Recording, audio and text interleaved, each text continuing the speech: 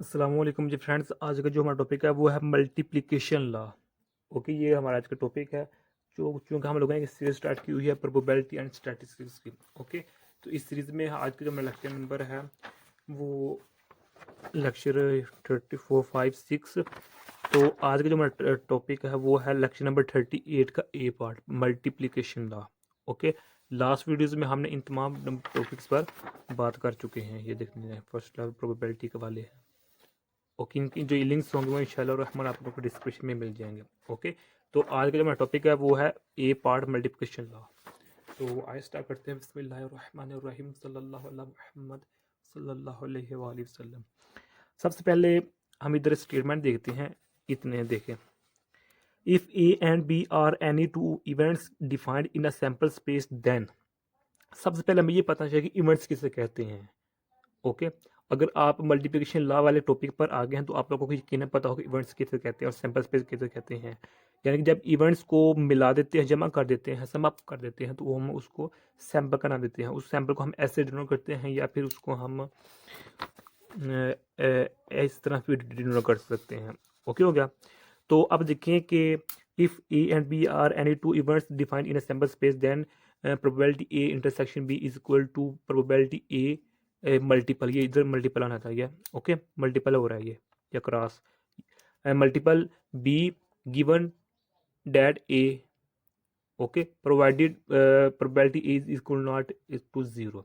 इसका मतलब ये है कि जब दो हमारे पास इवेंट्स होते हैं सैंपल स्पेस में तो उसको हम इस तरह लिख सकते हैं। ओके, ये हमारे पास मल्टीप्लिकेशन लॉ का फार्मूला है। इसमें हमारे पास जो प्रोबेबिलिटी ए है वो इक्वल नहीं होनी चाहिए किसके, जीरो के। अगर हमारे पास ये जीरो की इक्वल होगी तो हमारे पास ये इन्फिनिटी हो जाएगा, जिसकी वजह से हमारे पास ये फार्मूला नहीं रह पाएगा ज़्यादा देर तक। तो शर्त क्या है कि प्रोबेबिलिटी ए जीरो की इक्वल नहीं होनी चाहिए। ओके, अब इसको हम इस अंदाज में भी लिख सकते हैं। ओके हो गया। इसको इस फार्मूले को अब हम इस तरह भी लिख सकते हैं कि अब बस चेंजिंग क्या आई है, इसको हमने इधर प्रोबेबिलिटी बी गिवन ए है, इसको हम उल्ट कर दिया तो हमें इधर लिख दिया, तो जिस वजह से ये उल्ट हो गया। तो इधर हमारे पास बी प्रोबेबिलिटी बी हो वो जीरो की इक्वल नहीं होनी चाहिए। ओके हो गया। अब हम देखें जनरल रूल ऑफ मल्टीप्लिकेशन का। इसी मल्टीप्लिकेशन लॉ का जो जनरल रूल है वो क्या है, the conditional probability of event be given that event A has occurred is.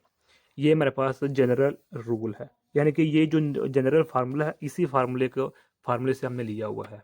Okay, अब अभी क्या करते हैं, multiplying both side P A we get. अब दोनों साइड पर इधर भी और इधर भी मल्टीप्लाई कर देते हैं किसको, पी ए को। तो ये इस यहाँ जो यहाँ होगा ये इससे कैंसिल हो जाएगा, जबकि यहाँ हमारा जो मल्टीपल हो जाएगा। तो ये हमारे पास ये देखें फिर अगेन वही आ गया जो इधर हमने देखा था। Okay, this is called general rule of multiplication for probabilities. ये हमारे पास जनरल रूल है। ओके, किसकी, मल्टीप्लिकेशन लॉ का। ओके, ये तो हमारे पास छोटे सिंपल सी बातें थी जो मैंने इधर बता दी हैं। अगर आप लोगों को अभी भी पता नहीं लग रहा है कि ये कैसे हुई हैं तो आप जो हमारे पिछले लास्ट वीडियोज़ हैं आप उनको देखें। ओके, जो हमारे पास लेक्चर नंबर 30 से यहाँ से स्टार्ट हो जाते हैं, 35 से 36 से first second third fourth and फिर एडिशन ला, फिर मल्टीप्लिकेशन ला, प्रोबेबिलिटी। फिर यहाँ हमने तमाम चीज़ों पर डिस्कस किया हुआ है कि हमारे पास ये जो स्टेप्स हुए हैं ये डायरेक्ट हमने कैसे किए हैं। ओके हो गया। तो अब हम इसके प्रूफ की तरफ चलते हैं कि जो हमारे पास ये फार्मूला है या फिर ये फार्मूला है इसकी प्रूफ क्या है। तो प्रूफ में देखें सबसे पहले क्या है हमारे पास कि let us represent a sample space of an experiment having an equally likely outcomes. यानी कि सपोज करते हैं हमारे पास एन आउटकम्स है, यानी कि रिजल्ट्स हैं। अब ये देखें कि ये हमारे पास सपोज करते हैं हमारे पास ये क्या है, इधर हमारे पास आउटकम्स है, क्या है हमारे पास आउटकम्स है, और इन आउटकम्स को हम कहते हैं ये हमारे पास एन आउटकम्स है। ओके, तो देखें let M1 be the number of sample points content in A including those common to B and M2 to be the. अच्छा, इसको आप खुद रीड कर लीजिएगा, मैं इधर बता देता हूँ कि हम सपोज करते हैं कि जो हमारे पास ये हमारे पास एक है इवेंट ए है। इसमें जो पॉइंट्स है उसको हम M1 का नाम दे रहे हैं और इसमें जो पॉइंट्स है उसको हम M2 का नाम दे रहे हैं, जो हमारे पास इवेंट बी है। और जो ये हमारे पास कम ऐसे पॉइंट्स भी हैं जो इवेंट ए में भी है और इवेंट बी में है, उसको हम नाम देते हैं M3 का। ओके हो गया। और M3 को हम ए इंटरसेक्शन बी भी कहते हैं या ए तकाते बी भी कहते हैं। ओके हो गया। तो देखें कि देन दो अगर हमारे पास वो चीज़ें हैं तो हम इस तरह लिख सकते हैं probability A intersection B is equal to M/M3/N। इस ये फॉर्म हम लिख सकते हैं किस तरह, ये देखें कि जो मेरे पास M1 तो इवेंट ए का हो गए पॉइंट्स और M2 इवेंट बी के हो गए। अब इवेंट ए और इवेंट बी में जो कॉमन है उसको हम M3 का नाम दे रहे हैं। ओके हो गया। तो M3 में जो कॉमन है वो ये हमारे पास इंटरसेक्शन इस तरह है, यानी कि कुछ पॉइंट्स इवेंट ए के कुछ पॉइंट्स इवेंट्स बी के हैं, तो जब उनका जो हम मुश्तरक लेंगे जो आंसर आएगा वो M3 के इक्वल होगा। ओके हो गया। इसलिए हम इसको यहाँ ये probability A intersection B is equal to M3/N लिख सकते हैं। यानी कि जो मेरे पास ये है ये मेरे पास इवेंट है और ये मेरे पास N क्या है, टोटल नंबर है, टोटल नंबर ऑफ पॉइंट्स हैं। जिस तरह हम जानते हैं कि जो प्रोबेबिलिटी का फार्मूला होता है किसके इक्वल होता है, number of event and number of total events. Okay, तो इधर हमारे पास M3 1 इवेंट है, जिस तरह हमारे पास M1 M2 इवेंट है, इसी तरह हमारे पास ये M3 एक इवेंट है। जब इसको हम डिवाइड कर देंगे टोटल नंबर पर ये N पर, तो हमारे पास ये आंसर आ जाएगा।